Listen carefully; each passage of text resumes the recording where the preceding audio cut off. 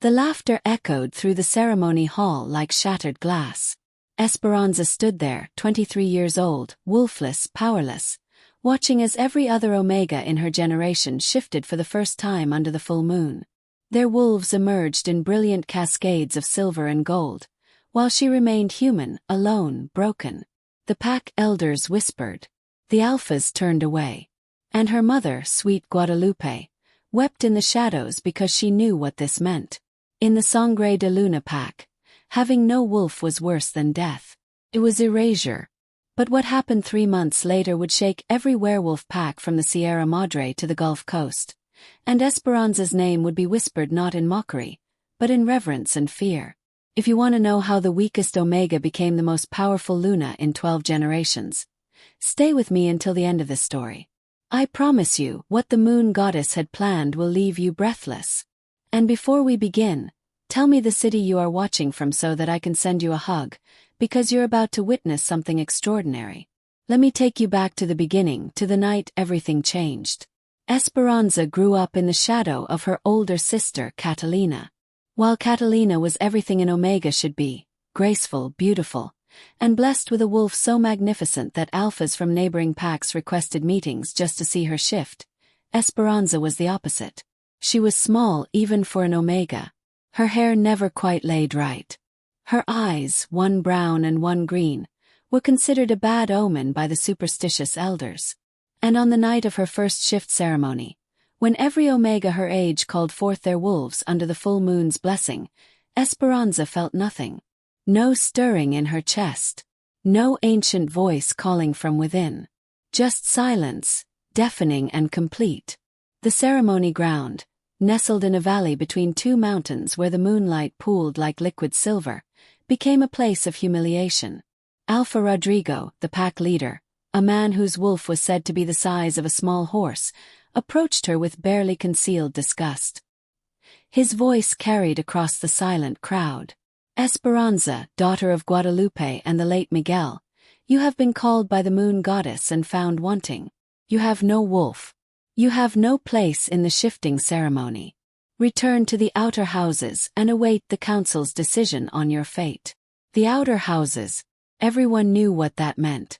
The place where the broken lived, where those who could not contribute to the pack's strength were sent to live out their days in service and shame. Her mother sobbed openly now, and her sister Catalina, despite her beauty and power, looked away, unable or unwilling to meet Esperanza's eyes. But Esperanza held her head high as she walked away from the ceremony ground. Not because she was brave, but because she refused to give them the satisfaction of seeing her crumble. Inside, though, she was screaming. Inside, she felt as hollow as the space where her wolf should have been. The outer houses sat at the edge of pack territory, simple structures made of weathered wood and stone where the elderly, the injured, and the flawed lived out their days. Esperanza was given a small room barely larger than a closet, with a single window that looked out toward the forest. That first night, she lay on the thin mattress and stared at the ceiling, listening to the howls of her pack in the distance, celebrating the new wolves who had emerged. She was not among them. She would never be among them. Her mother visited the next morning, bringing food wrapped in cloth and tears that wouldn't stop flowing. Guadalupe had been a strong Omega once, before Esperanza's father Miguel had died in a territory dispute with the Lobos del Norte pack. His death had broken something in Guadalupe, and now, seeing her youngest daughter wolfless and exiled to the outer houses, that break seemed complete. "Mija," Guadalupe whispered, holding Esperanza's face between her weathered hands. "I don't understand. Your father, he had the strongest wolf in his generation. And I, before the grief took my strength, I was chosen as a potential Luna. How can this be?" Esperanza had no answer. She had asked herself the same question 1,000 times through that endless night. Genetics meant everything in werewolf packs. Strong wolves bred strong wolves. Weak wolves, if they bred at all, produced weak offspring. But to have no wolf at all, when both parents carried powerful bloodlines, was unheard of. It was impossible. And yet, here she was, living proof that the impossible could happen. The days blurred together after that. Esperanza was assigned to the kitchens, working from dawn until long after dark, preparing meals for the pack. The work was exhausting, but she threw herself into it, desperate for any distraction from the whispers that followed her everywhere she went. The other Omegas who worked in the outer houses treated her with pity at best, contempt at worst. She was a reminder of what could go wrong, a cautionary tale they told their children. But there was one person who didn't look at her with pity or disgust. His name was Matteo, and he was the pack's healer, a beta with hands that could mend broken bones and a heart that seemed incapable of cruelty. He was older than Esperanza by perhaps 10 years, with silver threading through his dark hair despite his relative youth, and eyes that held an ancient sadness. Matteo began visiting the outer houses regularly, ostensibly to check on the elderly pack members who lived there, but Esperanza noticed he always seemed to find time to sit with her during her brief breaks. He never asked about her missing wolf, never offered empty reassurances that everything would be fine. Instead, he told her stories about the pack's history, about the old ways that had been forgotten, about powers that existed beyond the simple bond between human and wolf. "The moon goddess," Matteo said one evening as they sat on the steps of the outer house, watching the sunset paint the mountains in shades of gold and purple. "She works in patterns we cannot always see. Sometimes what looks like a curse is actually a gift waiting to unfold." Esperanza laughed, but there was no humor in it. "What gift is there in being wolfless?" "I'm nothing, Matteo. Less than nothing. Even the elderly Omegas in the outer houses have their wolves. I'm the only one who's completely empty." Matteo turned to look at her, and there was something in his expression that made her breath catch. "Empty," he repeated softly. "Or waiting to be filled." Before she could ask what he meant, a commotion erupted from the pack center. Howls of alarm split the evening air, and Matteo was on his feet instantly, his healer's instincts overriding everything else. Esperanza followed, though she knew she had no place in pack emergencies. She was supposed to stay in the outer houses, stay out of the way, stay forgotten. But something pulled her forward, some instinct she didn't understand and couldn't name.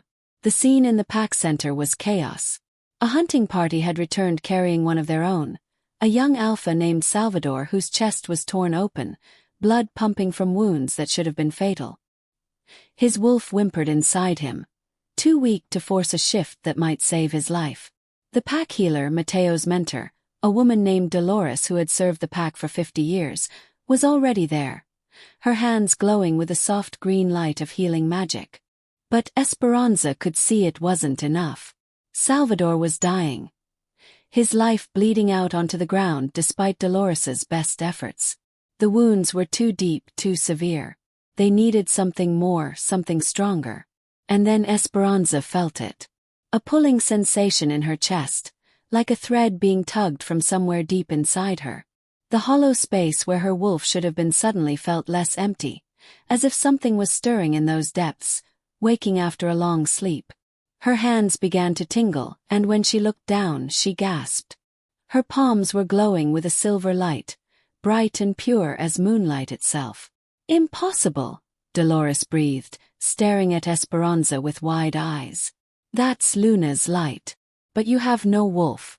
You can't possibly." Esperanza wasn't listening. She was moving forward, drawn by instinct, dropping to her knees beside Salvador's broken body. Her glowing hands hovered over his wounds, and the silver light intensified, becoming so bright that people had to shield their eyes. She felt something pouring out of her, something vast and ancient and powerful, flowing through her hands and into Salvador's dying body. The torn flesh began to knit itself together. The broken ribs reformed, the punctured lung inflated, and Salvador's wolf, which had been whimpering and weak, suddenly roared to life inside him, stronger than before. Within minutes, he was sitting up, breathing normally. His chest completely healed except for the faint white scars that marked where the wounds had been. The pack center had gone completely silent. Every wolf present was staring at Esperanza, at her glowing hands, at the impossible thing she had just done. Alpha Rodrigo pushed through the crowd, his face a mixture of shock and something that looked almost like fear. "What are you?" he demanded, his voice rough. What kind of power is this? Esperanza looked at her hands, watching as the silver light slowly faded. I don't know, she whispered. I don't understand. But Mateo did. He was staring at her with an expression of wonder and recognition. She's a vessel, he said quietly, his voice carrying in the shocked silence. The old text spoke of them. Omegas born without wolves, born empty, because they were meant to carry something else. Something greater. Speak plainly, healer, Alpha Rodrigo growled, though his dominant tone lacked its usual force. Even an alpha could feel uncertain in the face of the inexplicable. Mateo turned to face the pack leader. The luna's light is the rarest gift the moon goddess can bestow. It's pure healing magic, stronger than any healer's power, capable of bringing wolves back from the very edge of death. But it can only manifest in those who have no wolf of their own, because a wolf's presence would overwhelm it. Esperanza isn't broken, Alpha. She was chosen for something else. The whispers started immediately, rippling through the crowd like wind through grass. The wolfless Omega, the one they had mocked and exiled, carried the luna's light. It was unthinkable. It rewrote everything they believed about strength and worth and power. But Alpha Rodrigo was not a man who adapted quickly to change. His face hardened and he shook his head. This changes nothing. She still has no wolf. She still cannot hunt, cannot fight, cannot defend the pack. One useful ability doesn't make her one of us. It was a death sentence and everyone knew it. To possess such power but be denied the protection of the pack meant Esperanza would become a target. Other packs would hear of the wolfless Omega who could heal the dying, and they would come for her, to claim her power for themselves or to eliminate a potential threat. Esperanza felt her brief moment of hope crumble. Of course they would reject her anyway. Power only mattered if it came in the right package, wrapped in fur and fangs. Her gift, no matter how rare, no matter how valuable, wasn't enough to overcome the fundamental flaw of her wolfless existence. But then something happened that no one expected. The moon, though it was still daylight, became visible in the sky. A full moon, bright and impossibly large, hanging in the afternoon air like a silver eye. And from that moon came a pressure, a weight of divine attention that drove every wolf to their knees. Even Alpha Rodrigo, with all his strength and pride, fell to the ground, his body forced into submission by a power that transcended mortal hierarchy. Everyone except Esperanza. She stood alone in a sea of kneeling wolves, bathed in silver moonlight that seemed to shine only on her. And then she heard it. A voice, ancient and vast and infinitely kind, speaking directly into her mind. My daughter, my chosen, you're not broken. You are exactly as I made you. The moon goddess, the divine mother of all werewolves. She was speaking to Esperanza, to the wolfless Omega that no one wanted. They do not understand yet, but they will. You are my vessel, my hands in the mortal world. And you will need protection. For the power I have given you will draw danger like moths to flame. Therefore I give you this gift. The moonlight intensified, becoming almost unbearable in its brightness. And then from the forest they came. Wolves, dozens of them moving as one, their eyes glowing silver with divine purpose. They weren't part of the Sangre de Luna pack. They weren't part of any pack. They were rogues, lone wolves without allegiance, without home. But as they entered the pack center and surrounded Esperanza in a protective circle, their purpose became clear. The moon goddess had sent them.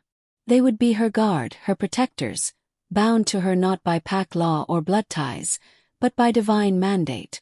The largest of them, a massive silver wolf with eyes like starlight, shifted into his human form. He was perhaps 30, with scars covering his muscular body and an expression that suggested he'd seen things that would break lesser men. He knelt before Esperanza, bowing his head in a gesture of absolute submission. Luna, he said, his voice rough from disuse. I am Javier. The moon goddess has bound me to your service. I and my brothers and sisters will guard you with our lives. Esperanza's mind reeled. Luna. He called her Luna. The title reserved for the alpha's mate, for the female who led the pack beside him. But she wasn't mated to anyone. She wasn't even a full member of the pack anymore. Alpha Rodrigo struggled to his feet, his face purple with rage and confusion. This is blasphemy. She cannot be Luna. She has no wolf. The laws are clear. But the divine pressure intensified, and Rodrigo fell to his knees again, unable to stand against the moon goddess's will. And that ancient voice spoke again, this time loud enough that every wolf present could hear it echoing through their minds. Your laws are mortal constructs. My will supersedes them. Esperanza is my true Luna, chosen not by blood or strength, but by the purity of her spirit and the capacity of her heart. She will lead my children into a new age, whether you accept it or not. And just like that, the pressure vanished. The impossible moon faded from the afternoon sky. The divine presence withdrew, leaving behind only stunned silence and a pack whose entire worldview had been shattered in the space of minutes. Esperanza stood in the center of a circle of rogue wolves, surrounded by pack members who looked at her with everything from awe to terror to burning resentment. She had gone from the lowest Omega to the moon goddess's chosen in a single afternoon, and she had absolutely no idea what to do with that transformation. Javier rose to his feet, taking a protective position at her shoulder. The other rogues, still in wolf form, maintained their defensive circle around her. They were hers now, bound by divine mandate, and the fierce loyalty in their eyes left no room for doubt. Luna, Javier said quietly. His voice meant only for her. We should move you somewhere more secure. There will be those who do not accept the moon goddess's choice, and they will be dangerous. He was right, Esperanza knew. She could see it in Alpha Rodrigo's eyes, the burning hatred barely contained beneath forced neutrality. She could see it in some of the senior wolves, the ones who had built their power on the old hierarchies and saw her elevation as a threat to everything they knew. But she could also see hope in other faces. The younger wolves, the ones who had been told they weren't strong enough, weren't dominant enough. The Omegas who had spent their lives being treated as lesser. They looked at Esperanza and saw possibility, saw the chance for something different. Mateo pushed through the crowd, his healer's bag still slung over his shoulder. I'll come with you, he said firmly, addressing Javier but keeping his eyes on Esperanza. The Luna will need someone who understands the old ways, someone who can help her navigate what's coming. Javier studied Mateo for a long moment, then nodded. Very well, healer. Your service is accepted. And so Esperanza left the pack center, surrounded by her divinely appointed guard, walking away from the only home she'd ever known. Her mother caught up with them at the edge of the pack grounds, tears streaming down her face, but these were different tears than before. These were tears of pride and fear mixed together. Mija, Guadalupe whispered, pulling Esperanza into a fierce embrace. My beautiful girl. I knew you were special. I always knew. Come with me, Mama, Esperanza pleaded. I don't want to do this alone. But Guadalupe shook her head. Your sister, she needs me here. And you have a destiny now that I cannot follow. But know this, I will pray for you every day. The moon goddess chose wisely.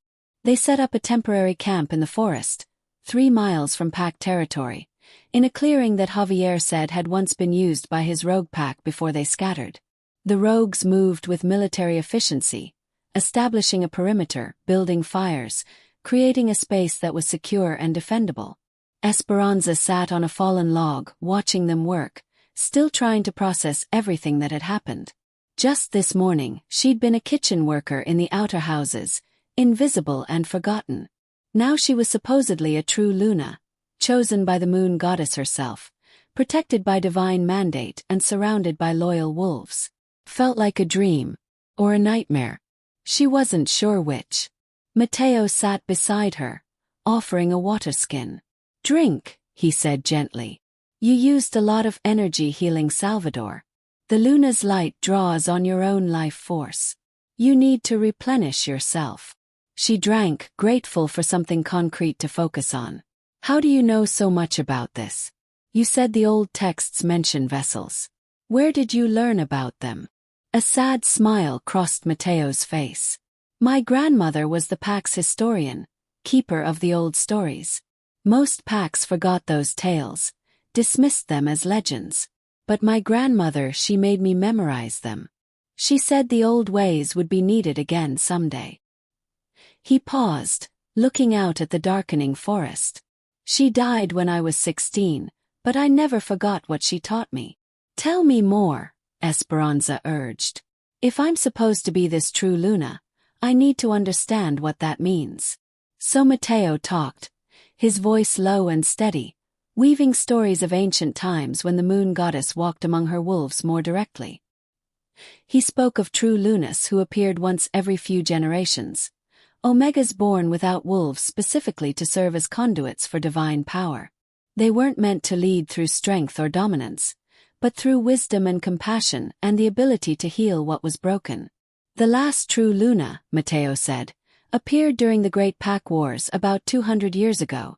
She brought peace to warring territories, healed thousands of wounded wolves, and reshaped pack law to be more merciful. But she was also hunted by those who feared her power, who saw her as a threat to the traditional order. She disappeared one night, and no one knows what became of her. That's not exactly reassuring, Esperanza muttered. No, Mateo agreed. But you have something she didn't. You have Javier and his wolves, bound to you by divine mandate. That's unprecedented. The moon goddess has given you protection that the last true Luna lacked. Javier approached them, his scarred face unreadable in the firelight. Luna, we need to discuss what comes next. The other packs will hear about what happened today. Some will want to test you to see if you're really as powerful as the moon goddess claimed. Others will want to eliminate you before you can upset the established order. I don't want to upset anything, Esperanza said tiredly. I just want to understand why this happened to me. The why doesn't matter as much as the what now, Javier said pragmatically. You've been given power and purpose. The question is what you'll do with them. It was a fair question, and one Esperanza didn't have an answer for. She'd spent her entire life trying to disappear, trying not to be noticed. Now she'd been thrust into a position where disappearing was impossible, where she would be noticed whether she wanted it or not. That first night in the forest, Esperanza barely slept. Every sound made her jump, every shadow seemed threatening. She was acutely aware that her life had changed irrevocably, and there was no going back to the simple misery of the outer houses. The next morning brought visitors. A delegation from the Sangre de Luna pack, led by her sister Catalina. Esperanza's heart lurched at the sight of her. Catalina was as beautiful as ever, her movements graceful and confident, everything Esperanza had never been. Sister, Catalina said formally, staying well outside the perimeter of rogue wolves. I come bearing a message from Alpha Rodrigo. Speak, Javier said curtly, not bothering with pleasantries. Catalina's eyes flicked to him with barely concealed disdain before returning to Esperanza. The Alpha offers you a deal. Return to the pack, accept a position as pack healer under appropriate supervision, and he will guarantee your safety. Dismiss these rogues and submit to pack authority, and all will be forgiven. It was a trap, Esperanza realized immediately. Submit to supervision meant they would control her power, use it for the pack's benefit while keeping her isolated and powerless in every way that mattered. And dismissing her divine guard would leave her vulnerable to anyone who wanted to eliminate the threat she represented. Tell Alpha Rodrigo, Esperanza said, surprised by the steadiness in her own voice, that I appreciate his offer, but I must decline. The moon goddess gave me this path, and I will follow it. Catalina's perfect composure cracked slightly. Don't be a fool, Esperanza. You think these rogues will protect you forever. You think divine favor means anything in the real world. The packs are already talking, already planning. You need the protection of a real pack, not a handful of cast-offs bound by mystical nonsense. Be careful, Omega, Javier growled, his wolf rising close to the surface. You speak of the moon goddess's will as if it were nothing. I speak of reality, Catalina snapped back. My sister has been given a gift, yes, but that gift makes her a target. She needs real protection, real power. Not superstition and hope. But Esperanza was looking past her sister's words to the fear beneath them. Catalina was afraid, she realized. Afraid of what Esperanza's transformation meant for her own position in the pack. Catalina had always been the special one, the beautiful Omega with the powerful wolf. Now her wolfless sister had been elevated above her by divine mandate, and that threatened everything Catalina's identity was built on. Go home, sister, Esperanza said quietly. Tell the Alpha I will not be returning. But tell him also that I bear the pack no ill will. I don't want conflict. I just want to understand my purpose and fulfill it. Catalina stared at her for a long moment, emotions warring across her face. Then she turned and walked away without another word. Her perfect posture rigid with anger or hurt or both. The weeks that followed were a whirlwind of learning and danger. Mateo taught Esperanza everything he knew about the Luna's light, how to control it, how to draw on it without draining herself completely. She learned that her power responded to genuine need, that she couldn't simply heal any minor injury but rather could sense when a wound was truly life-threatening or when a wolf was in danger of losing themselves to their animal side. More rogues arrived, drawn by word of a true Luna who accepted the packless and the broken. Javier vetted each one carefully, but most were allowed to stay, swelling Esperanza's guard to nearly 50 wolves. They built permanent structures in the clearing, transforming it from a temporary camp into a real settlement. And the tests Javier had warned about came, one after another. Alphas from neighboring packs sent challengers, wolves who demanded to see proof of Esperanza's power. Some came with genuine curiosity. Others came hoping to expose her as a fraud. But each time, Esperanza demonstrated the truth of her gift. Healing injuries that should have been fatal, bringing wolves back from the edge of death. Word spread quickly through the supernatural community.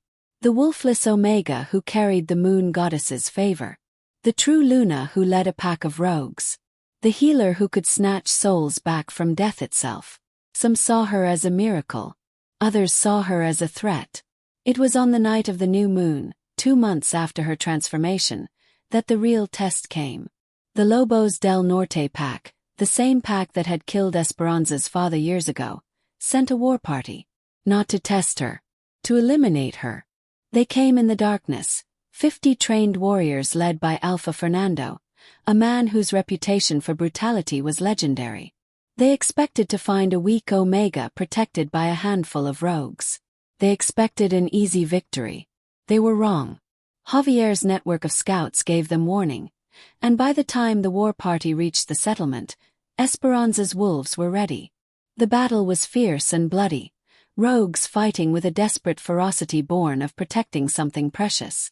But the Lobos del Norte were experienced warriors, and they were winning through sheer numbers and superior training. Esperanza stood in the center of the settlement, surrounded by injured wolves who needed her healing touch. She poured the Luna's light into them as fast as she could, sending healed warriors back into the fight, but it wasn't enough. They were being overwhelmed. And then she felt it again. That pulling sensation in her chest, but stronger now, more insistent. The hollow space where her wolf should be suddenly felt like it was expanding, growing, becoming something vast. Her hands began to glow with silver light, but this time it didn't stop at her hands. The light spread up her arms, across her chest, until her entire body was blazing with lunar radiance. The battle stopped. Every wolf, friend and foe alike, froze as they felt the divine presence descending. Esperanza rose into the air, lifted by power she didn't understand. Her body wreathed in moonlight so bright it turned night into day. "Enough," she said, and her voice was her own but also something more, something ancient and infinite. "I am the moon goddess's chosen, and I will not see my children slaughter each other in my presence." Alpha Fernando shifted to his human form, falling to his knees under the weight of divine pressure. "Forgive us, Luna," he gasped. "We didn't know. We thought you were a pretender." "Look at me," Esperanza commanded, her feet touching the ground again but her body still glowing. See what I am. See what the moon goddess has made me. And somehow, through the divine power flowing through her, every wolf present saw into her heart. They saw her loneliness, her pain, her desperate desire just to be accepted. They saw the purity of her intentions, her genuine wish to help rather than harm. They saw her for exactly what she was, broken and remade into something new. Fernando bowed his head. True Luna, he acknowledged. We submit. We will spread word that you are real, that you are blessed. No pack under my influence will threaten you again. One by one, the warriors of Lobos del Norte knelt. And then, slowly, the divine light faded, leaving Esperanza standing in the center of the battlefield, exhausted but alive. She had proven herself not through violence, but through the undeniable truth of her divine mandate. The aftermath of that battle changed everything. Word spread through the werewolf world that the true Luna was real, that she commanded power beyond mortal understanding. Packs that had been planning attacks reconsidered. Alphas who had dismissed her as irrelevant began treating her with respect. But respect brought its own complications. Delegations arrived requesting her help with pack disputes, with injured wolves, with problems that ranged from the practical to the political. Esperanza found herself thrust into a role she'd never wanted, mediating between packs, offering healing and wisdom, becoming the very thing the moon goddess had apparently intended her to be. Alpha Rodrigo's response was to double down on his rejection. He sent word that any member of the Sangre de Luna pack who sought Esperanza's help would be exiled. He forbade her mother from visiting. He positioned her as a threat to traditional pack structure, a dangerous radical who would destroy everything their society was built on. It hurt, being rejected by her birth pack even after proving her worth. But it also freed something in Esperanza. She didn't need their acceptance anymore. She had found her own pack, her own purpose, her own strength. 6 months after her transformation, on the night of the full moon, Esperanza stood before her assembled wolves. They numbered nearly 200 now, rogues and cast-offs and wolves who had been rejected by traditional packs. They looked to her for guidance, for leadership, for hope. My friends, she said. Her voice carrying across the clearing they'd turned into a thriving settlement. The moon goddess chose me for a reason. Not because I was strong but because I understood weakness. Not because I had power but because I knew what it meant to be powerless. She chose me to remind our kind that strength comes in many forms, that value isn't determined by fangs and claws alone. The wolves howled their agreement, a chorus that echoed through the mountains. We will build something new here, Esperanza continued. A pack that welcomes the broken, that values compassion as much as courage, that recognizes every wolf's worth regardless of their rank or power. We will show our kind that there is another way to live. Was ambitious, maybe impossible, but standing there in the moonlight, surrounded by wolves who believed in her, Esperanza felt something she hadn't felt since the night of her failed shifting ceremony. Oh. The year that followed was one of constant challenges and unexpected growth. Traditional packs watched Esperanza's settlement with suspicion, but they couldn't deny its success. Wolves who had been rogues, who had been packless and aimless, found purpose and belonging. The settlement thrived, and with it, Esperanza's reputation as a leader grew. Alpha Rodrigo's position, meanwhile, weakened. Wolves began leaving the Sangre de Luna pack, drawn by stories of the true Luna who valued them for who they were rather than what they could provide. It was a slow exodus at first, but it accelerated as word spread of life in Esperanza's pack. Then came the night when Catalina arrived, not as a messenger this time, but as a refugee. She was battered, bruised, her beautiful face marred by a black eye and split lip. She stumbled into the settlement and collapsed at Esperanza's feet. Sister, she whispered, please. I have nowhere else to go. Esperanza had her brought to the healing house immediately. Her heart breaking at the sight of her once proud sister brought so low. As she worked, healing the worst of Catalina's injuries, her sister told her story in broken phrases. Alpha Rodrigo had become increasingly unstable as his pack dwindled. He'd begun blaming the remaining wolves for his losses, becoming violent and unpredictable. When Catalina had spoken out against his treatment of the Omega class, he'd beaten her publicly and declared she was no longer welcome in the pack. "I was wrong," Catalina sobbed, clinging to Esperanza's hands. "I was so wrong about everything. I thought strength meant dominance, that power meant cruelty. But you've shown everyone there's another way. Forgive me, sister. Forgive me for not seeing it sooner." Esperanza held her sister while she cried, feeling a complicated mixture of grief and satisfaction and love. Catalina had been complicit in her suffering, yes, but she was also a victim of the same system that had rejected Esperanza. And now she was here, broken and seeking refuge. "You're home now," Esperanza whispered. "You're safe." Catalina's arrival marked a turning point. If even the perfect Omega, the pride of Sangre de Luna, had abandoned the traditional pack for Esperanza's new way of living, what did that say about the old order? More wolves followed, including several betas and even a few alphas who were tired of the constant competition and violence. Then, one autumn evening, Guadalupe arrived. Esperanza's mother walked into the settlement carrying a single bag. Her face lined with exhaustion but her eyes bright with determination. "Mama," Esperanza breathed, running to embrace her. "You came." "Of course I came," Guadalupe said firmly. "You're my daughter, my true Luna. Did you think I would stay away forever? But Rodrigo's power is crumbling. He can't stop me anymore. Can't stop any of us." She pulled back to look at Esperanza's face, her own eyes filling with tears. "Look at you, my beautiful girl. You've become everything I hoped for and more." That night, for the first time since her transformation, Esperanza felt complete. Her mother was here. Her sister was healing. Her pack was thriving. The moon goddess's vision for her was finally becoming clear. But peace never lasts forever in the werewolf world. The challenge came from an unexpected source. Alpha Teodoro of the Costa Salvaje pack, one of the most powerful leaders in the region, requested a meeting. He came with a full honor guard, 50 of his strongest wolves, and a proposal that stunned everyone. "True Luna," he said formally, bowing before her, "I come to request your hand in a mating bond.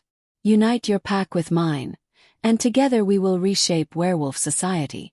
Your divine favor and my strength combined could bring a new age." It was a logical proposal, Esperanza had to admit. Teodoro was powerful, respected, and genuinely seemed to believe in her vision of a more compassionate pack structure.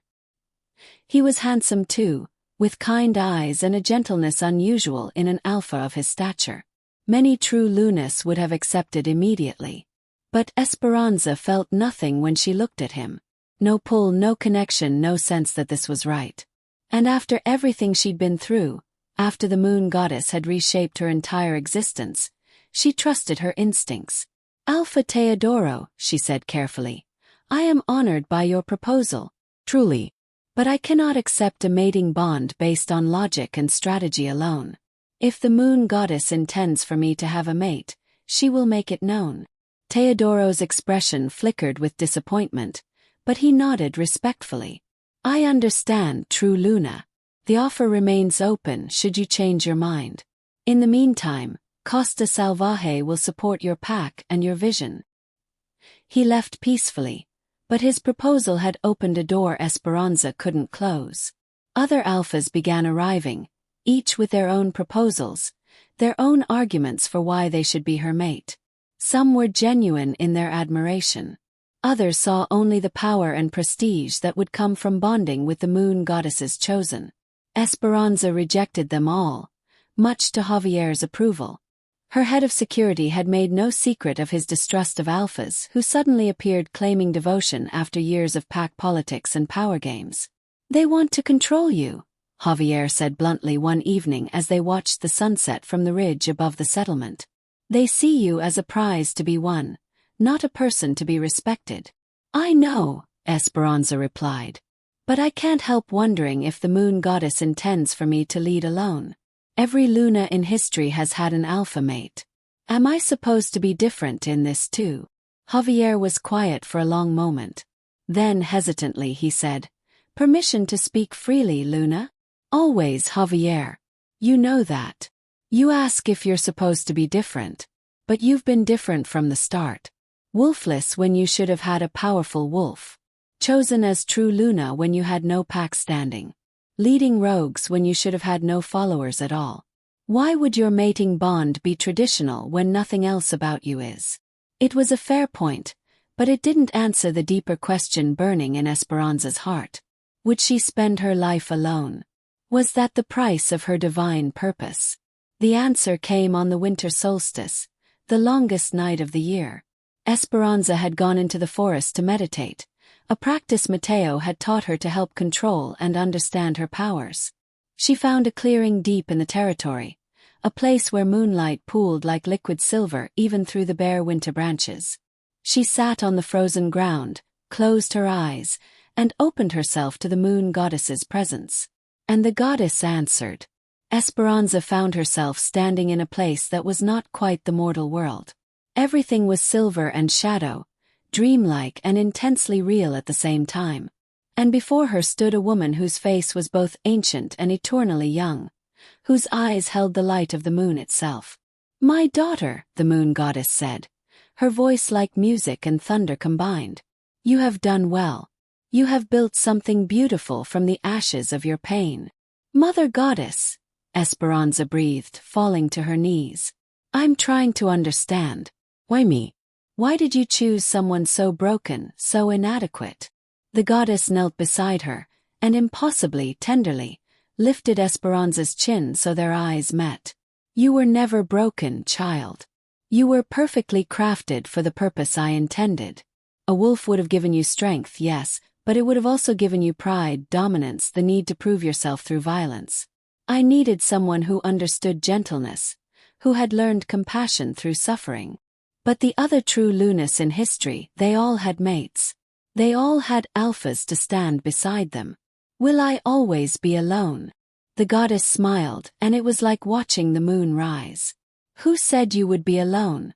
But your mate will not come as others have come. He will not announce himself with dominance displays or political proposals. He is already here, child. He has been here from the beginning, waiting for you to see him." Before Esperanza could ask what she meant, the vision faded, and she was back in the mortal forest, kneeling in the snow. Her mind raced, replaying the goddess's words. Already here. From the beginning. She thought of Javier, loyal and protective, but he treated her with the formal respect of a guardian, never anything more.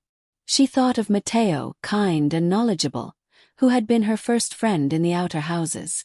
The realization hit her like lightning. Mateo, who had never pitied her, who had told her stories about the old ways and made her believe she might be more than broken, who had volunteered to leave his position as pack healer to follow her into uncertainty, who looked at her not with desire or ambition, but with steady, quiet devotion that had been there from the very first day they met. How had she been so blind? She ran back to the settlement, her heart pounding. She found Mateo in the healing house as usual, tending to a young wolf who had injured her leg during training.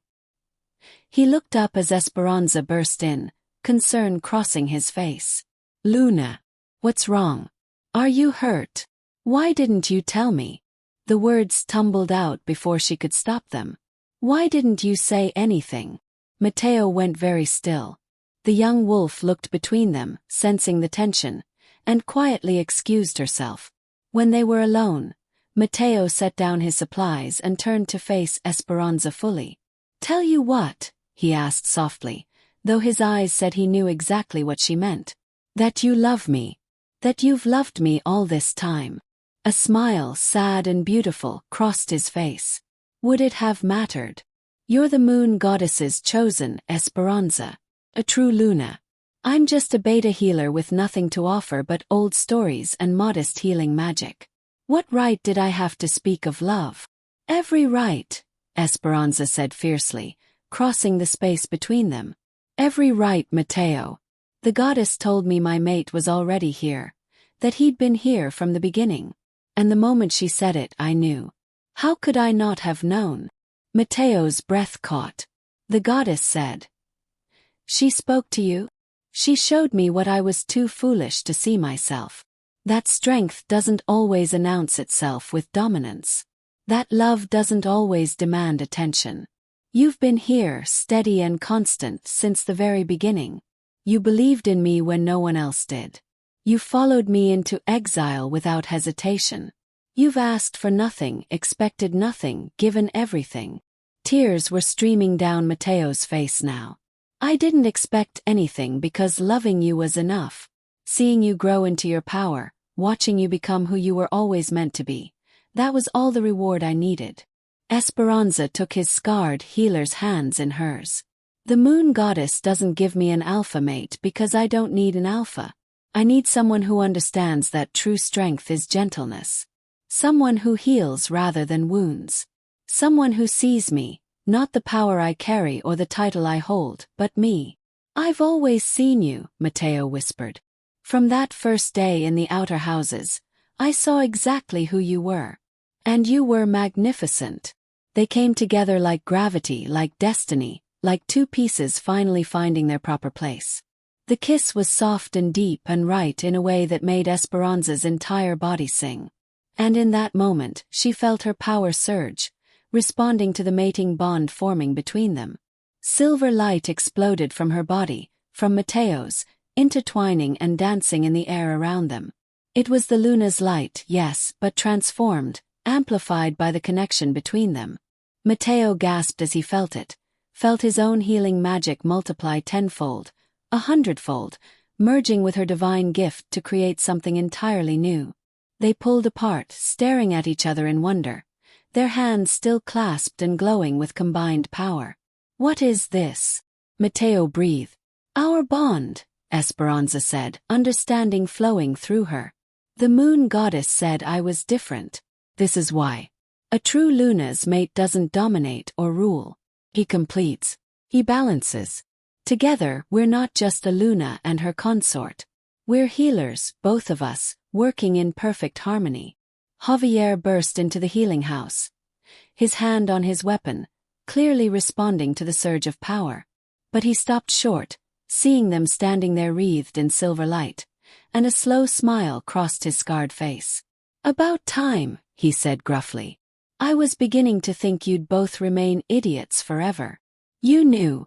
Esperanza asked. "Everyone knew," Javier replied. "Everyone except apparently the two of you. The way he looked at you. The way you lit up when he entered a room. It was painfully obvious to those of us with functioning eyes." News of the true Luna's mating bond spread quickly through the settlement and beyond. But unlike the political maneuvering that had followed Teodoro's proposal, this announcement was met with genuine celebration. Mateo was known and respected, not for his dominance or his power, but for his kindness and his skill as a healer. The mating ceremony took place on the next full moon, a simple affair compared to traditional pack matings, but beautiful in its sincerity. Wolves from a dozen different packs attended, including, to Esperanza's surprise, Alpha Teodoro, who came with genuine good wishes and no trace of bitterness. "He makes you happy," Teodoro said simply, clasping her hands in his. "That's what matters. And honestly, Luna, I think the moon goddess was protecting me from my own ambition. I wanted to change the world through power. But you're changing it through love. That's much harder and much more important." Guadalupe wept through the entire ceremony, tears of joy this time, watching her daughter finally find the happiness she'd always deserved. Catalina stood beside her, healed in body and soul, her earlier jealousy transformed into genuine pride for her sister. And when Esperanza and Mateo spoke their vows under the full moon's light, when they sealed their bond with a kiss that made the very air shimmer with power, even the most traditional wolves present had to admit that this was right. This was how it was meant to be. The months that followed brought changes no one could have predicted. With Mateo as her mate and partner, Esperanza's ability to heal expanded exponentially. Together, they could cure diseases that had plagued werewolf packs for generations. They could mend not just physical wounds, but spiritual ones, helping wolves who had lost themselves to violence or grief find their way back.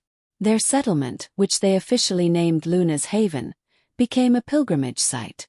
Wolves traveled from hundreds of miles away seeking healing, seeking refuge, seeking a glimpse of the true Luna and her healer mate.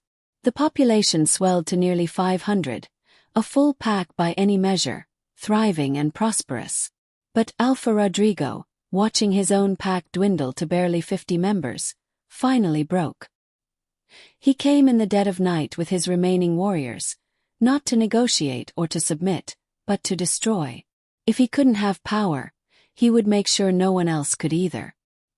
He would kill the true Luna and scatter her followers, restore the old order through blood and violence.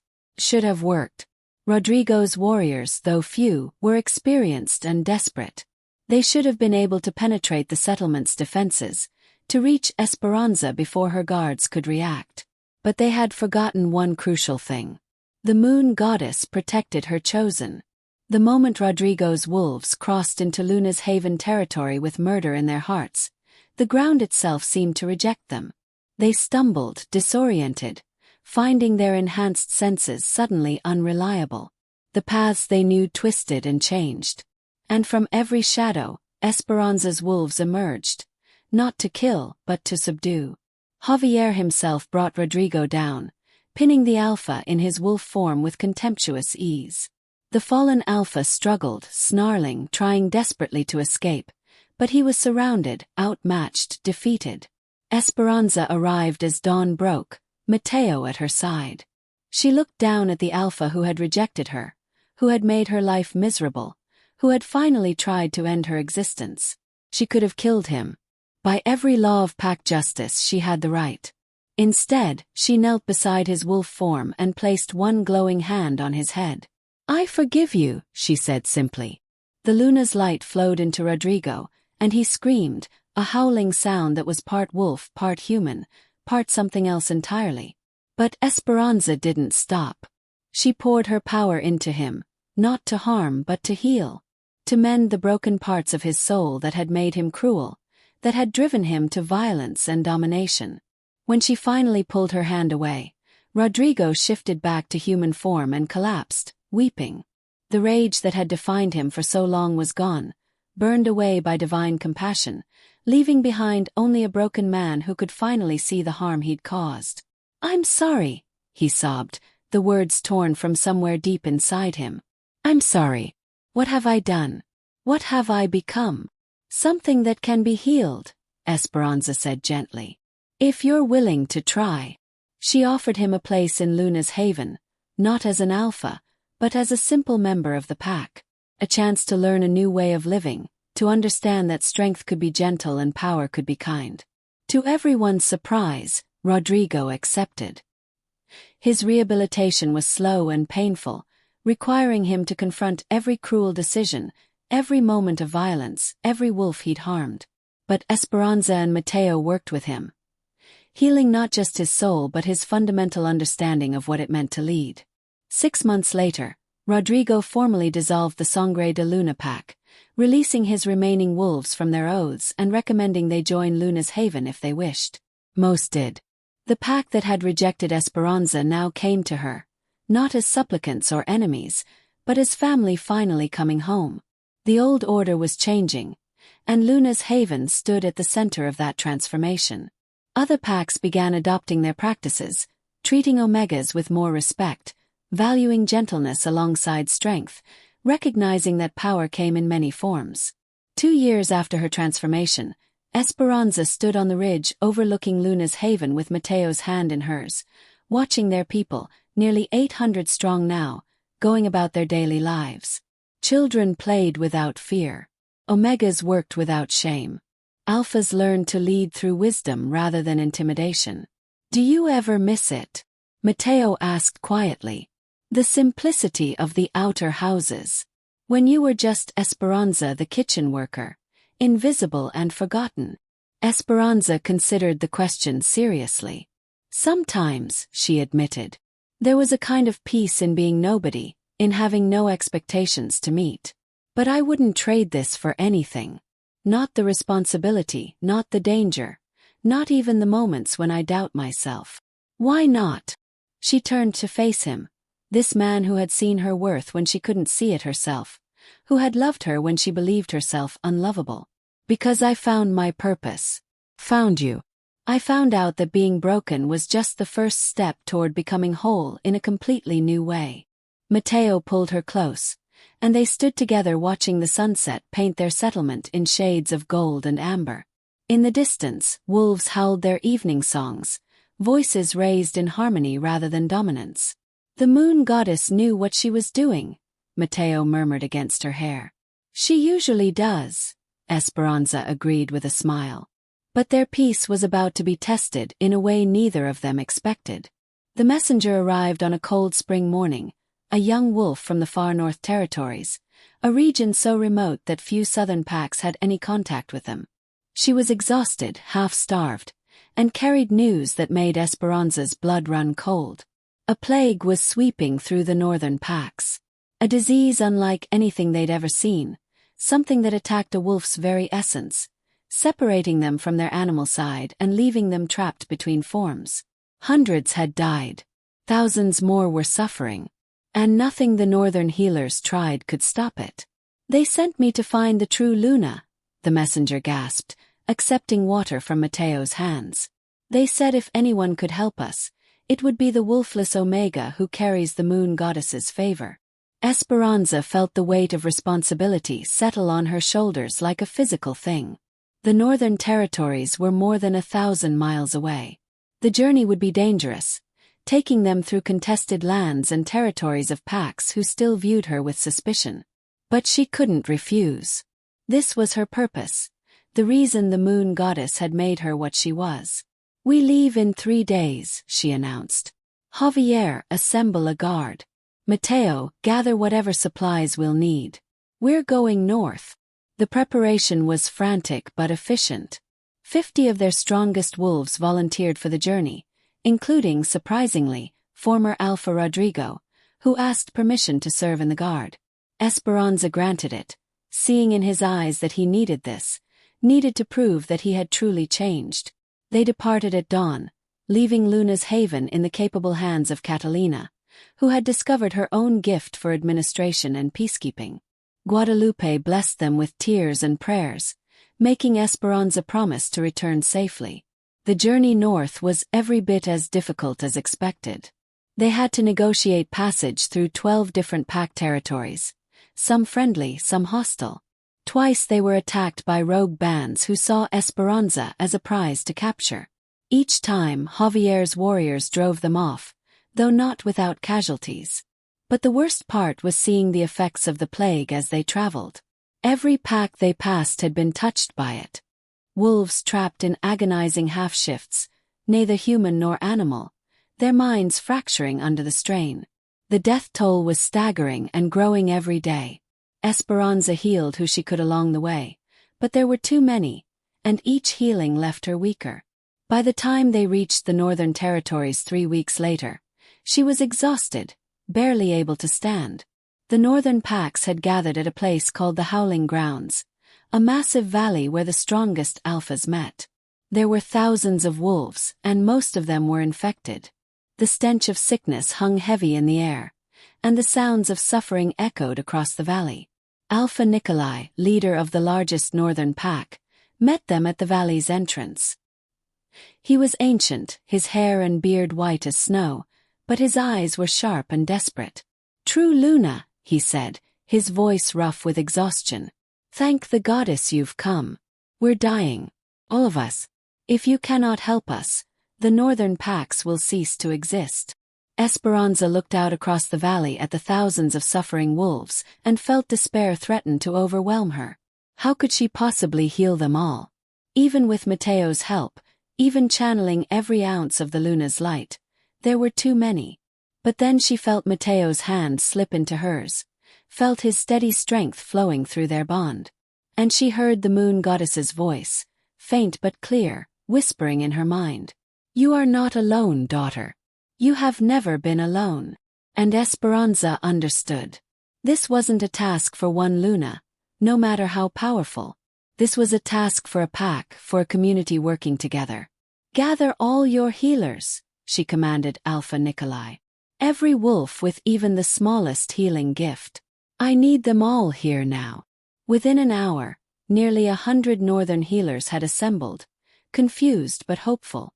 Esperanza stood before them with Mateo at her side. I cannot heal everyone alone, she told them honestly. But I can share my gift. The moon goddess's power flows through me, but it doesn't have to stay with me. If you're willing, I can channel the Luna's light through each of you, amplifying your natural healing abilities. Together, we can save your people. It was unprecedented, dangerous. It would require Esperanza to open herself completely, to become a conduit for divine power on a scale never attempted. It might kill her, but she had to try. The healers formed a circle around her and Mateo, joining hands. Esperanza closed her eyes, reached deep into that hollow space where her wolf should have been, and called forth the Luna's light not just for herself, but for all of them. Power exploded from her like a silver sun, flowing outward in waves. It crashed into the circle of healers, and one by one they began to glow, their own healing abilities magnified 100-fold.